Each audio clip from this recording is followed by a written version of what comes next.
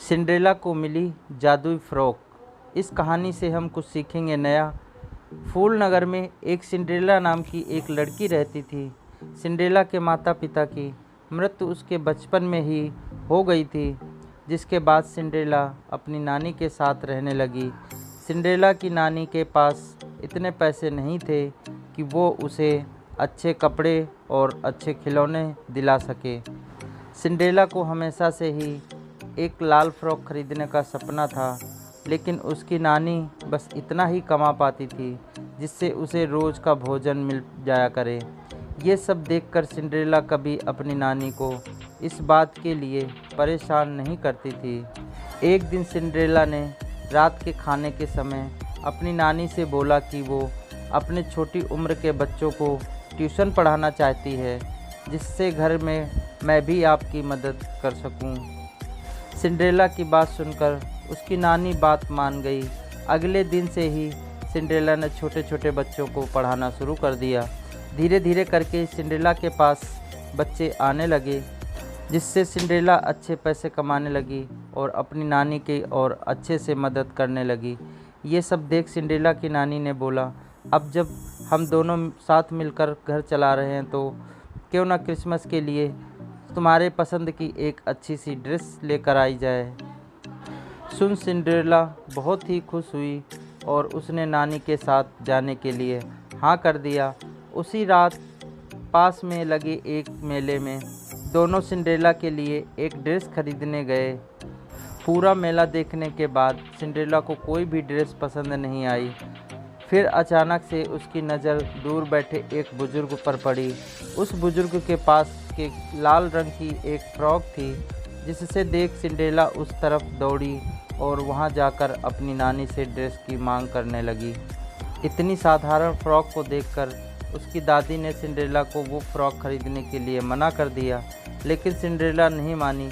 जिस पर दादी ने दुकान वाले से फ्रॉक का दाम पूछा। दुकानदार ने बताया मात्र 150 रुपये और इसके साथ ये जूतियाँ भी मुफ्त हैं। इतनी सस्ती फ़्रॉक की बात सुनकर उसकी दादी ने दुकानदार से इसकी इतनी सस्ती होने का कारण पूछा। दुकानदार, क्योंकि मेरे पास बस एक ही फ़्रॉक बची हुई है, सोचा इसे जल्दी से बेचकर मैं घर की ओर निकल जाऊं। नानी ने सिंड्रेला के लिए वो लाल फ़्रॉक ले लिया और घर वापस आ गई। कुछ दिनों बाद क्रिसमस का त्यौहार आ गया। पूरा शहर रोशनी से जगमगा रहा था। सिंड्रेला खुशी खुशी ने अपनी वो लाल फ्रॉक भी पहन ली। लाल फ्रॉक में सिंड्रेला इतनी सुंदर लग रही थी कि वो उसे देखे बस देखता ही रह जाए। थोड़ी देर बाद सिंड्रेला और उसकी नानी खाने के लिए बैठ गईं। तभी सिंड्रेला ने बोला, नानी मुझे आज बाहर का खाना खाने का मन कर रहा है, काश कुछ बाहर का खाना खाने को मिल जाए। सिंड्रेला के ऐसा कहते ही उसके सामने कई तरह के पकवान हाजिर हो गए। ये देख दोनों हैरान हो गए और उन स्वादिष्ट पकवानों की तरफ हैरानी से देखने लगे। दोनों को कुछ समझ नहीं आया कि ये हुआ कैसे। इसे क्रिसमस पर जीसस का जादू समझकर दोनों शांत हो गए, लेकिन इस जादू का सिलसिला बंद नहीं हुआ। उस रात सिंड्रेला ने जो जो मांगा उसे वो सब मिलने लगा।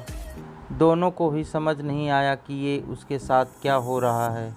अगली सुबह जब सिंड्रेला अपने पुराने कपड़ों में आई तो सारा जादू खत्म हो गया। कई दिनों तक दोनों काफ़ी कसमकस में रहे। क्रिसमस वाले दिन उसके साथ वो सब कैसे हुआ। एक दिन सिंड्रेला और नानी को पास में किसी समारोह में जाने का निमंत्रण मिला और वो एक बार फिर सिंड्रेला ने अपनी वो लाल फ्रॉक पहन ली। रात को समारोह खत्म होने के बाद दोनों वापस आ रहे थे कि तभी उन्हें कुछ डाकुओं ने घेर लिया। डाकुओं को सरदार ने कहा, हा जितना भी पैसा है तुम्हारे पास हमें दे दो, वरना हम तुम्हें मार देंगे। सिंड्रेला कहने लगी, हमारे पास कुछ भी नहीं, बस इस बैग के अलावा और इतने बस थोड़ा सा खाना है। डाकुओं का सरदार, मुझे नहीं पता, कहीं से भी ला कर दो, हमें पैसा चाहिए। सिंड्रेला मन में बोलने लगी, काश हमारे पास होते, पर हमारे पास नहीं है। सिंड्रेला ने इतना कहते ही उसके हाथों में ढेर सारे पैसे आ गए।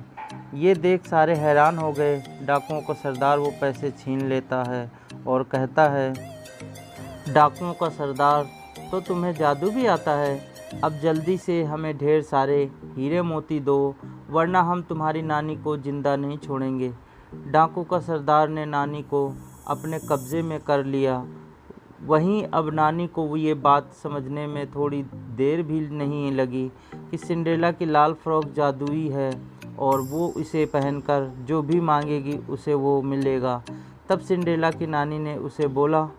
दादी ने सिंड्रेला से कहा, तुम जो मांगोगी तुम्हें वो मिलेगा, समझदारी से काम लो और इनसे सामना करो। तभी सिंड्रेला अपनी समझदारी का इस्तेमाल करके उन डाकुओं की वहाँ से गायब होने की विश मांगती है और वो वहाँ से गायब हो जाते हैं। इसके बाद सिंड्रेला की नानी उसे बताती है कि ये सब क्यों हो रहा है। तभी वहाँ वो दुकानदार आता है और उसे देखकर दोनों हैरान हो जाते हैं, क्योंकि वो दुकानदार सिंड्रेला के पिता का रूप लेता है। साथ ही वहाँ सिंड्रेला की माँ भी आ जाती है। सिंड्रेला बहुत हैरानी से कहती है, पिताजी आप? वो बुज़ुर्ग आदमी सिंड्रेला का पिता होता है और बताता है, हाँ मैं कई सालों से मैं तुम्हारे बड़े होने का इंतज़ार कर रहा हूँ कि कब मैं तुम्हें ये जादुई फ़्रॉक दूँ। ये फ़्रॉक तुम्हें तब ही मिल सकती है जब तुम एक जिम्मेदार लड़की बनती और अपनी नानी के साथ कदम से कदम मिलाकर तुम घर संभालती। और तुमने कुछ ऐसा ही किया। इससे ज़्यादा जिम्मेदार इस उम्र में तुम क्या होगी। तभी मैं तुम्हें ये फ़्रॉक देने का फ़ैसला किया। नानी कहती है, पर बेटा तुम्हारी तो मृत्यु हो गई थी, फिर तुम वापस कैसे आए?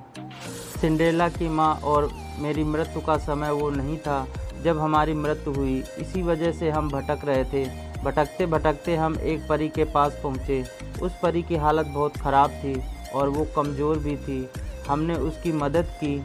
मदद करने के बदले में उसने हमें ये जादुई फ़्रॉक दी, जिसके बाद हमने उन्हें ये देने का फ़ैसला किया और हम तुम्हारे ज़िम्मेदार होने का इंतज़ार कर रहे थे। ये सब सुनकर सिंड्रेला बहुत खुश हुई। वहीं अपनी बात कहकर सिंड्रेला के माता पिता वहाँ से चले गए और उन्हें मोक्ष की प्राप्ति हो गई। सिंड्रेला भी अपनी नानी के साथ घर चली गई। साथ ही सिंड्रेला को मिली जादुई फ़्रॉक का वो कभी गलत इस्तेमाल नहीं करती और ये राज सबके छुपाकर हमेशा के लिए रख लेती है। इस कहानी से हमें ये सीख मिलती है कि सब्र का फल हमेशा मीठा होता है। Can anybody out there hear me?